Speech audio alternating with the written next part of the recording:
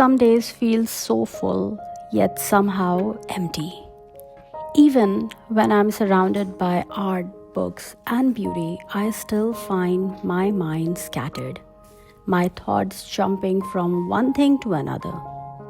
It's in those moments I realize I don't need more noise, I need gratitude. Not just a word I say, but a feeling I create. People usually start a gratitude journal by writing lists. 3 things they are thankful for, 5 minutes a day. But this time I want to do it differently. I want to see what happens when gratitude becomes art. I brought just a small bag, my journal, some paper scraps, and watercolor. You really don't need a studio.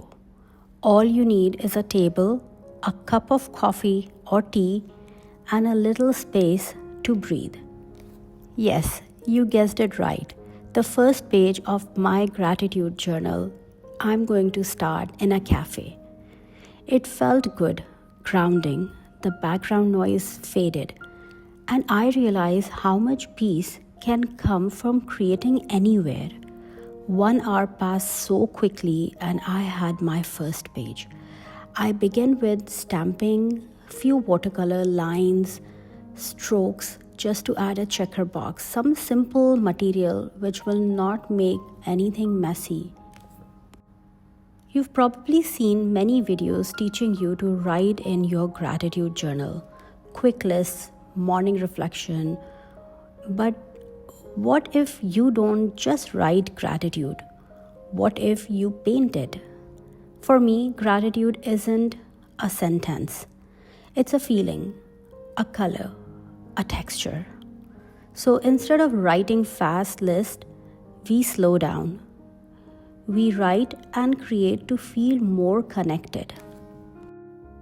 Because sometimes gratitude isn't easy to describe, but it shows up in the color you reach for, the strokes you make, the stories that spill through your brush. You don't need to be an artist to do this. Just your color, a few scraps, and the willingness to feel. As I finished, I felt lighter. Every mark, every layer carried a little piece of gratitude I didn't know I was holding. This page isn't perfect, but it's honest.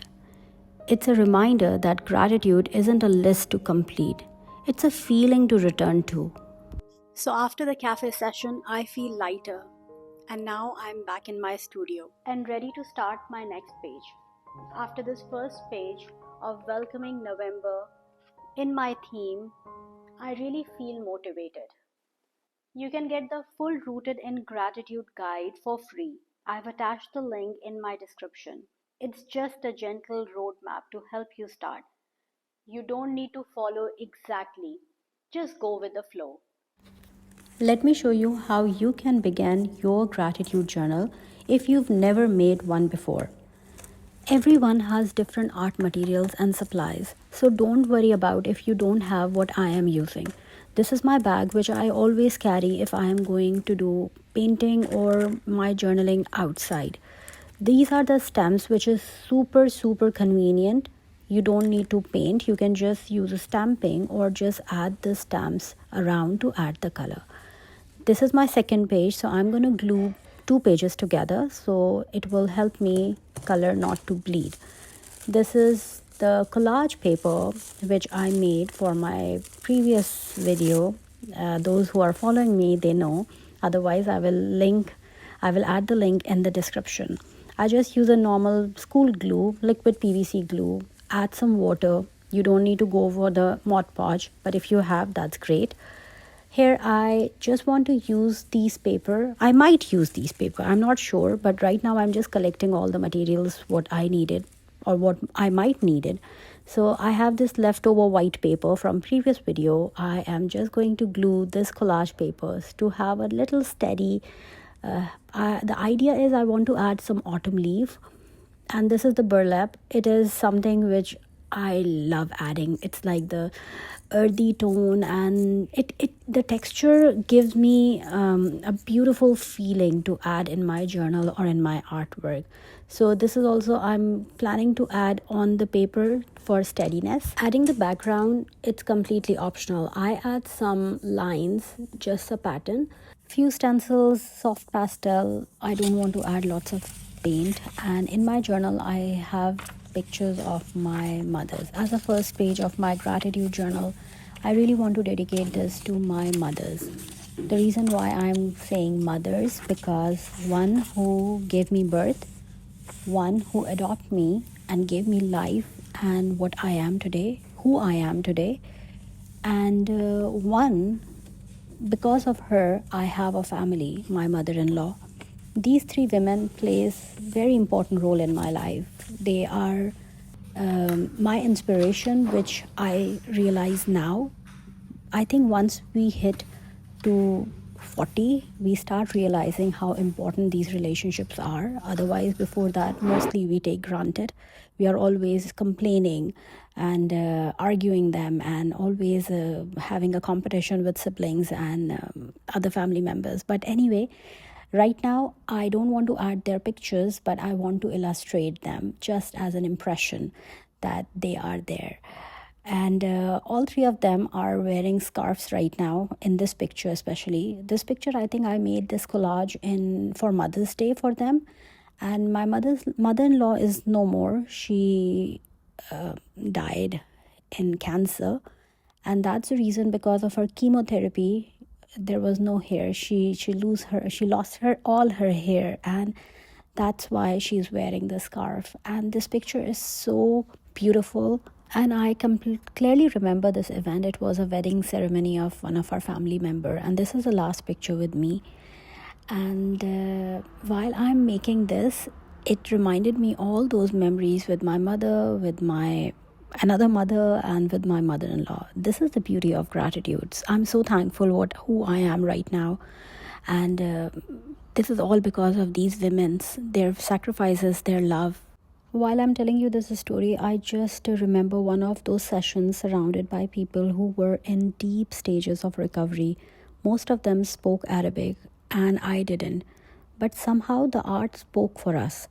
We were creating pages about gratitude, and even without words, they expressed love for their children, their family, for a sunrise they thought they'd never see again.